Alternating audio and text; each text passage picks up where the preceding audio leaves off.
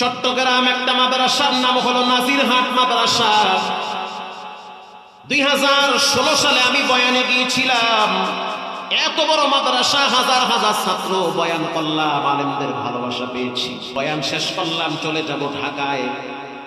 পাশে এক মাদ্রাসা ছিল, প্রাইভেট মাদ্রাসা।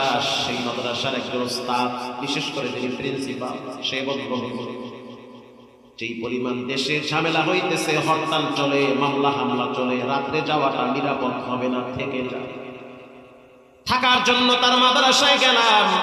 ফজরের নামাজের পরে উস্তাদ আমারে বলে, ভাই, আমার হেফজখানায় এমন একটা ছাত্র আছে যে কিনা ঘুমের ভিতরে আল্লাহর কোরআন তেলাওয়াত করে। কিন্তু আশ্চর্য বিষয় হলো, সন্তানটার দুনিয়াতে কেউ নাই। অসহায় সন্তান, পৃথিবীতে তার কেউ নাই। আমি আবেগে আপ্লুত হয়ে গেলাম। আরে আমি তো আল্লাহর ওলি খুঁজতে আছি, বড় আল্লাহর ওলি তো আপনার হেফজখানায় আছে। হুজুরের নামাজের পরে সামনে নিয়ে আসো।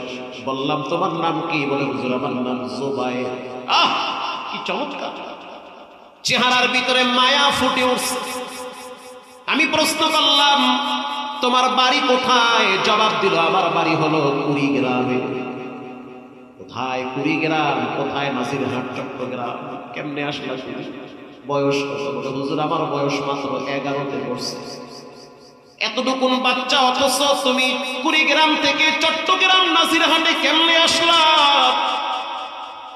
বাচ্চাটা চোখের পানি দেখলাম সাইরা কাঁদতেছে, জামার আস্তিন দিয়া চোখ মুছতেছে। হুজুর আমার চাচায় আমার এখানে রাইখে গেছে। আমি বললাম, ঈদে বাড়িতে যাও না? কথাই বলে না। আবার বললাম, কোরবানিতে বাড়িতে যাও না? কথাই বলে না, চুপ হয়ে গেছে। পরে দেখলাম ঠোঁট ভেটকাইতেছে। আমি বললাম, কি হইল? তোমার কি দুনিয়াতে কেউ আছে? বলে, হুজুর আমার আব্বা যান গাড়ি অ্যাক্সিডেন্টে দুনিয়া থেকে বিদায় হয়েছে। মার এমন একটা রোগ হয়েছে, সেও কবরের বাসিন্দা হয়ে গেছে। আব্বা আম্মা দুনিয়াতে কেউ নাই। চাচা আমাকে ফালায়া রাখছে, খবর নেয় না। আমি বললাম, শুনলাম নাকি তুমি ঘুমের ভিতরে আল্লাহর কোরআনের তেলাওয়াত করো? বাচ্চাটা বলল, হুজুর যেদিন আমি প্রথম হেফজ নিছি, ওই দিন আমার সাথে 12 জন ছাত্র একসাথে হেফজ নিছি।